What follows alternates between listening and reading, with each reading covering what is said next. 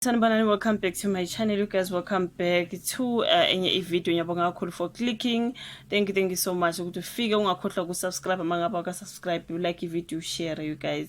So kulezi ndaba ezibuhlungu you guys, as nowadays maningi ama artists ahambayo abadlule emhlabeni you guys, musicians, actors and actresses. Kuningi you guys, abantu bayaphela. Sekukhona futhi omunye esedlulile emhlabeni. Ngicabanga nje besikhuluma mapaputi, sabe yasakhuluma ngobaba lwana ukusidingo, ubaba uDarlington Michaels. Kuye kwaba khona uMamzanele Mbokazi, omama ulokungani ukhona ichume. Kwaba khona ubana again you guys, manje ke nakho kunye ke sekuyavela futhi few days after sizwe ukushona kukababa uDarlington Matthews lo bedlala kusidingo ngipapa G baba G Zamdela. Remember you guys, sekukhona futhi omunye you guys umlingisi osodlulile emhlabeni lo okuthiwa ke nguSilo Mhlongo. If you do watch SABC kakhulu babo Silo Mhlongo, this is a very well known actor. Kuthiwana yakasekho emhlabeni ke you guys, angazi lezi indaba zebuhlungu. Kuthiwa ke laphana ke ngesikhathi ke iningizimu Afrika isazikhotha amanxeba ngokudlula emhlabeni koqoqwe umlingisi kuDarlington Papa G Michaels noSomahlaya umfundisi uNtshebeke. Sekuphinde kwawa umuthi omkhulu kule ndima yakhe uSilo Mhlongo wadla malaphana ku The Wife backstage Ring of Lies into ekanjalo guys. Uya trend baba kunjena laphana on Twitter, njengoba esa trend abantu bakhala ngokudlula kwakhe emhlabeni. Abantu bakhala ngokuthi lo nyaka lo ungomunye unyaka obhedayo you guys. The way abalingisi bahamba ngakhona nama musicians angisazi mina kwenzakalani bafethu. Bathela phana omunye wathi actor Silo Mhlongo has passed away, best known for the roles in television series like backstage nabo Mamelo or Ring of Lies nezinye indawo ke lapha yalingisa khona bafethu. Ukhona omunye bekhulumela lapha ngokuthi the sad part is that uMphosibeng mangabe uyamkhumbula uMphosibeng wadlula emhlabeni you guys. Naye kungekudala ngisakwazi unyaka odlule noma mhlambe kulo nyaka odluleni emhlabeni konje uMphosibeng. I did not search that part you guys, kodwa ke kuthiwa kuba uSilo Mhlongo babedlala bonke benomphosibeng as father and son kulesi story sithi Ring of Lies you guys. But now bonke bobabili sebedlulile emhlabeni and kumaduze nje yazini kuseduze. The sad part is that Mphosibeng and Silo Mhlongo played the father and son on Ring of Lies, and now both of them have passed away in the same year. Shuthi Mphosibeng wadlula kuwo lo nyaka mhlambe uqaleni kwawo something like that. Ngiyakhumbula nje ukuthi akho kudala. Cabanga nje bebedlala njengoba banendodana lapha ku Ring of Lies. Now kuwo wona lo nyaka sebedlulile bobabili you guys.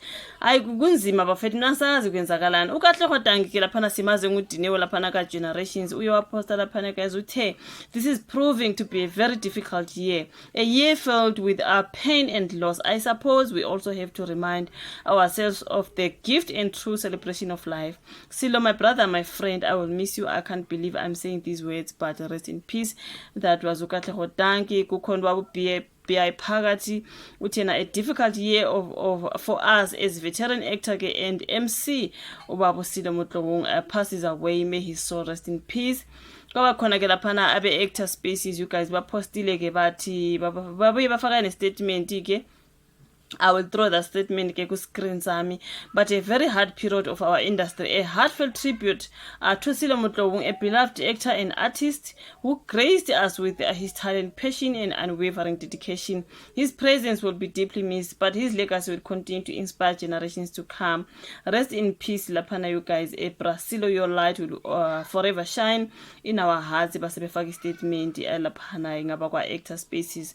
So kuningi you guys, kukhona bathi yo sakhula simbuka ubaba Silo Mhlongo manje kusedlulile emhlabeni. Baningi bayakhala phana abantu guys bathi lo nyaka nje ungomunye unyaka obhedayo bafethu.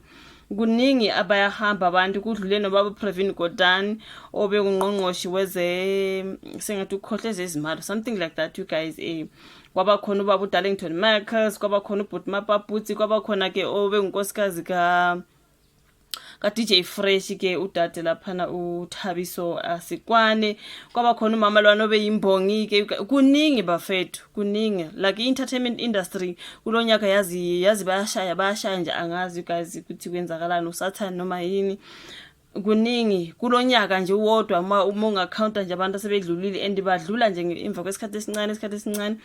I think it's only few days kukhulunywa ngobaba uDarlington Michaels lo bedlala kusidingo ezobaba uZamdela. Now sokungubaba Silo Mhlongo. Hayi kuyahanjwa bafethu, kunzima you guys. This is just so sad. ithi ngibone lapha uthi Vuyo just lost his dad. He's very heartbroken. He can't stop crying. Losing a dad is the worst thing that can ever happen to any person. Our condolences to the Motlong family. May God be with you in these difficult times. Ngabantu abaduduzayo laphana you guys umndeni wakaMotlong into ikanjalo, but a lot of people are just crying ngalo nyaka lo omubi lo nyaka bafethu. Sengathi ungenza uphele njengoba sesika September nje, sengathi ungaphela nje masitsha ngoba wow. Yini yona lenzakala yabafethu, abantu bahamba nje kwangathi bayabizana, kwenzakalani you guys? What a terrible way to start the week. Legendary actor Silo Motlong has left us. Rest in peace and condolences. This is Utebogo Mokoena, something like that. Bonke abantu bayamposta nje laphana bakhala ngokuthi hayibo wazi wamubi lo nyaka bafethu, wona moving ngempela bafethu. Kuhambe nabo Pravin Gordhan hey yazini kuningi bafethu, like just in a very short space of time kukhona umuntu odlulayo. It's either a musician or an actor or mhlawumbe a politician, ukuthi kuyahanjwa nje just kanjalo bafethu kuningi guys. Usehambile ke emhlabeni naye ke ubaba uSilo Motlong naye ubengumlingisi laphana, ngathi kwalingisa na phesheya into ekanjalo. If I did not lie, ngibona lapha bekhuluma ukuthi kukhona istory sase America kadlala kuso something like that. Nase istory neziningi zala eMzansi, ubaba obengumlingisi odume kakhulu wabo Silo Motlong naye nake akasekho emhlabeni. May he so rest in peace. Siyaduduza lapha emndenini wakhe nakubalandeli na everyone else na ku entertainment industry as a whole. Sithi you guys akaphumule, abantu beke baphole ke amanxeba kubuhlungu you guys, we know that, but wow, this is just too much. Anyway, siyabonga kakhulu ukuthi ibuka ivideo, ungakhohlwa ukusubscribe nokulike nokushare. So bonana njalo kwenye ivideo elandelayo. Bye.